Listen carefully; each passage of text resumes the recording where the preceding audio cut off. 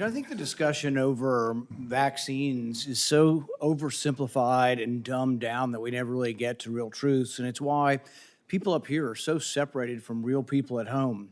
So we talk about hepatitis B. It's a terrible disease. It could lead to liver failure, as the chairman said. But the reason you have distrust from people at home, why they don't believe anything you say, they don't believe government at all, is you're telling my kid to take a hepatitis B vaccine when he's 1 day old. You get it through drug use and sexually transmitted. That's how you get hepatitis B.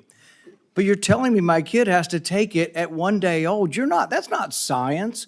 And so every person with a bit of common sense, even people who don't resist vaccines, I vaccinated all my kids. I believe vaccines are one of the modern miracles beyond all pale. The Speckled Monster is a great book about the introduction of the smallpox vaccine in 1720 into our country. All miracles.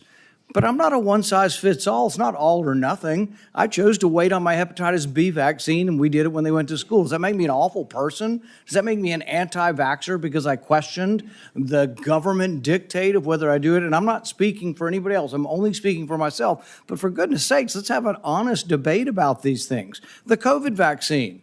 If you ask me my opinion, the reporters run up and down the aisle and they say, you still anti-vaccine?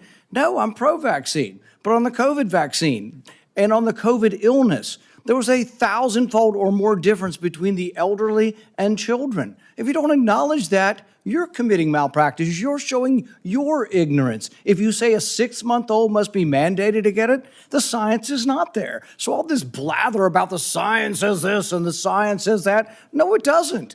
The science actually shows that no healthy child in America died from COVID.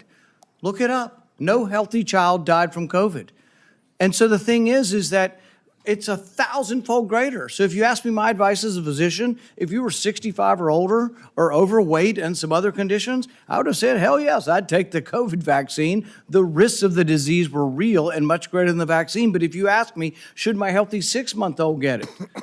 See, these are the nuances you're unwilling to talk about because there's such a belief in submission. Submit to the government. Do what you're told. There is no discussion. There ought to be a debate. You're not going to let him have the debate because you're just going to criticize and say, it is this, and admit to it, or we're not going to appoint you. But it's more complicated than that. And this is why people distrust government, because you're unwilling to have these conversations. And go home. Ask your Democrat young mothers, your Republican young mothers, if they're vaccinating their kid for hepatitis B, and they're like, well, do I have to do it on day one? It's this precious little baby. Is there science to say you shouldn't do it? Probably not, but it's my kid.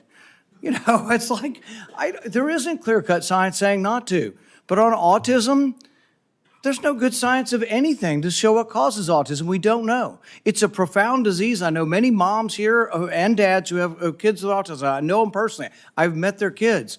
But the thing is they saw their kids developing completely normal, maybe speaking 100 words go to no words at about 15 months of age. Now, there isn't proof. There isn't proof that the vaccines cause it. That's true. There isn't proof that it causes it. But we don't know what causes it yet, so shouldn't we be at least open-minded? We take 72 vaccines. Could it be? I don't know. But we shouldn't just close the door and say we're no longer, because we believe so much in submission, we're not going to have an open mind to study these things.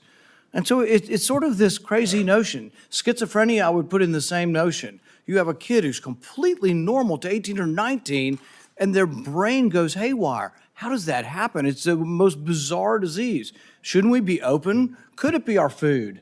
It might be vaccines, it might be our food, but autism is more common. I don't know about the schizophrenia statistics, but autism is more common. Shouldn't we want to be open-minded? Instead, we're so closed-minded and we're so consensus-driven that the science says this. Well, science doesn't say anything. Science is a dispute, and 10 years from now, we could all be wrong. We were told in the beginning, 20 years ago, they did this enormous study, and they said, everybody over 50 should take an aspirin. I thought, well, that's a pretty good idea. It makes sense. But you know what? 20 years later, they measured it. And they found if you had no heart disease and you were taking aspirin, your chance of dying from a brain bleed or from a stomach bleed were greater than the risk of heart disease. If you have heart disease, they still say take an aspirin. If you don't, they've changed their mind 20 years later. But would you have all said I was crazy and I should no longer be in public discourse if I had said 20 years ago, I don't feel like taking an aspirin. I ride my bike all the time. I'm afraid I might hit my head.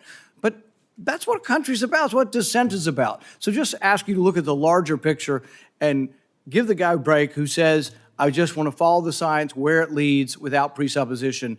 I think really what we have up here is presupposition. You've already concluded. It's absolute that autism isn't caused by it.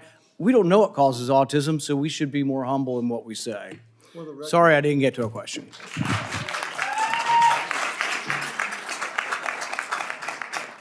For the record, if a child is born to a hepatitis B mother, that child may have a 95% chance of becoming a chronic carrier. But if And we vaccinate those people, and nobody's against that. But if the child, that's a very small percentage and a red herring. Finish. That is not what we're talking about. 99.9% of kids don't have a hepatitis B, Mom. And could they wait a while? Could they get vaccinated 3 months or a year? Yes. So again, for the record, if the mother's hepatitis B status is known, then that can be delayed. The problem is oftentimes, or at least a significant percentage of the time, the mother's status is not known. If she's hepatitis B positive, a vaccine on day one of life prevents chronic hepatitis B 95% of the time. So it really depends upon the knowledge of the mother's hepatitis B status. And when they used to do just, okay, we know the mother's status or not, there was mothers that snuck through. Their status was unknown. We can blame the OBs, yeah, Marshall. But for the record, there is an absolute rationale for that. But you're right. If the mother's status is definitively known, that it can be safely delayed. So now, Senator Murray.